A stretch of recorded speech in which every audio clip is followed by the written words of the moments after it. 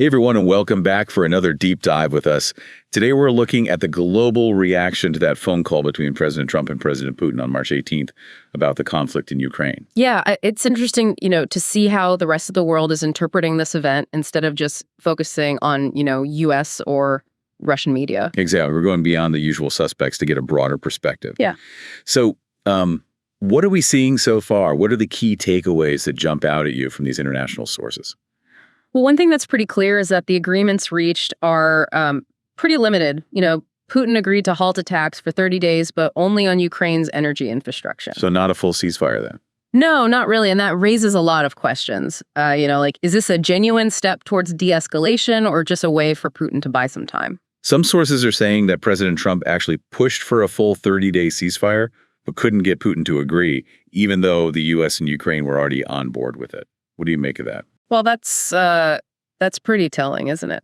I mean, it could be a sign that Putin's not willing to back down even under pressure from the U.S. Right. And speaking of pressure, it seems like Putin has laid out some pretty specific conditions for a broader ceasefire, including a halt in arms shipments to Ukraine. Yeah, that's a huge demand. And it raises a lot of questions about, whether Ukraine can even agree to that and how their allies will react.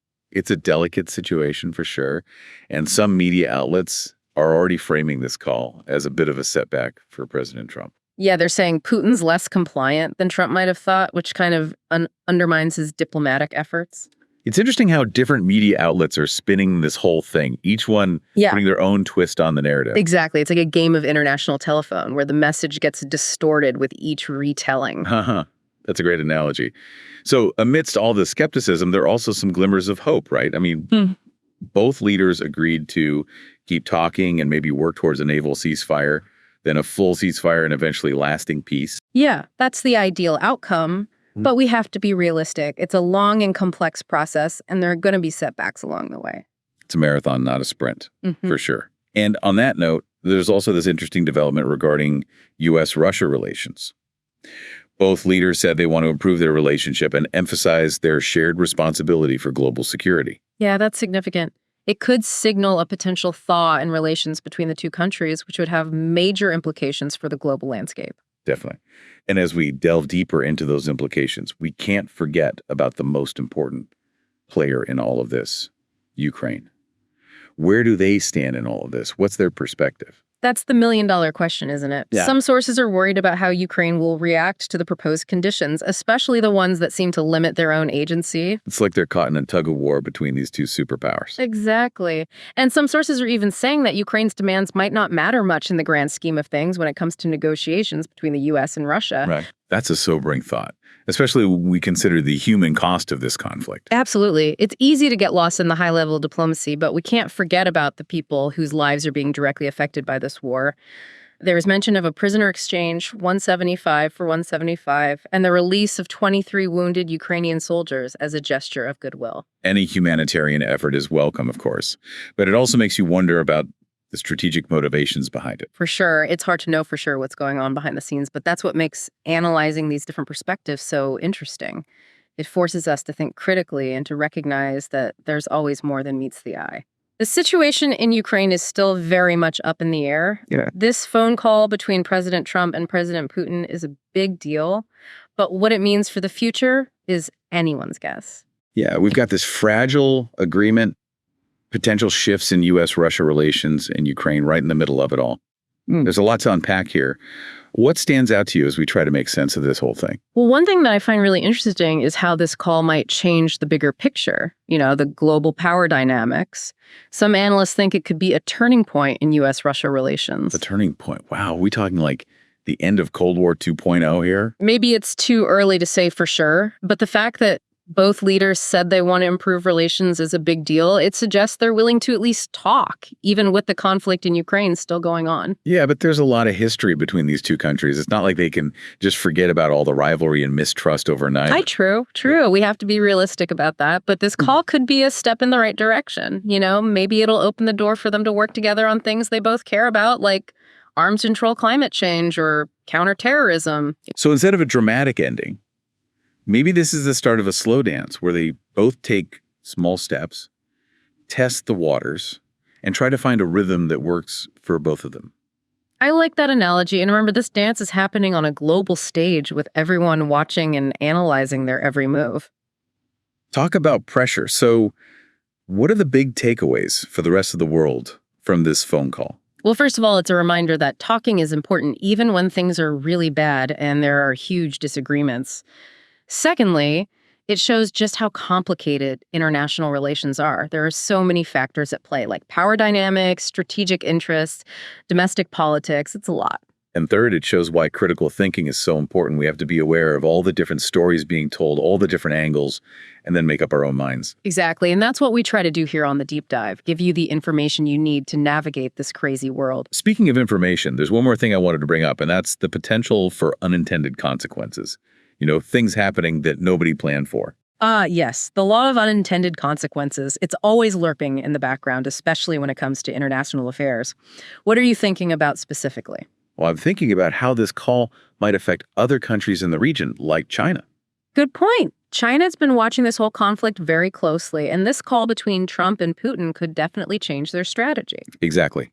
China might see this as a chance to get closer to Russia, or they might see it as a threat to their own goals in the region. It's also possible that China will try to step in and mediate the conflict or, present themselves as the responsible adult in the room. So many possibilities. It's like watching a game of geopolitical chess, where every move has the potential to change the entire board. That's what makes this deep dive so fascinating. We're seeing history unfold in real time, and it's up to us to try and understand what it all means. Well said. It seems like this phone call has created more questions than answers. That's often the case with diplomacy, especially in a situation this complicated. We have some small agreements, a little bit of hope for more talks, and a whole lot of uncertainty. But one thing's for sure, the road to peace in Ukraine is going to be long and bumpy. Which brings up another question. What does peace even look like in this situation? What would it take for everyone to feel safe and satisfied? That's a tough question, and there's no easy answer. For Ukraine, it probably means getting back their lost territory and making sure they're safe and independent. For Russia, it might mean getting guarantees that NATO won't expand and that their security concerns are taken seriously. And for the U.S. and the rest of the world, it probably means creating a stable and predictable security situation in Europe. Exactly. But getting everyone on the same page is going to be really difficult. There are a lot of potential obstacles. It seems like the stakes are incredibly high. They are. The decisions made in the next few days and weeks could have huge consequences, not just for Ukraine in the region, but for the whole world. And in the midst of all this talk about diplomacy and geopolitics, we can't forget about the human cost of this conflict. Absolutely. We have to remember the people whose lives are being torn apart by this war, the families who have lost loved ones, the people who have been forced to flee their homes.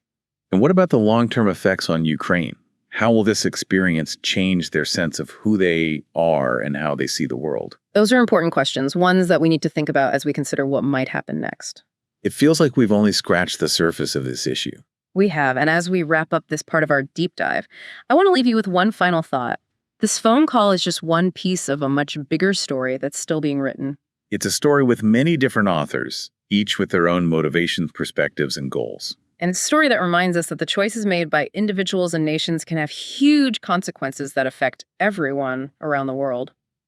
So as we look ahead, what are some of the key things that will shape the next chapter of this story? I think there are three main things to watch. Okay, so you were about to tell us what factors will determine the future of the conflict in Ukraine.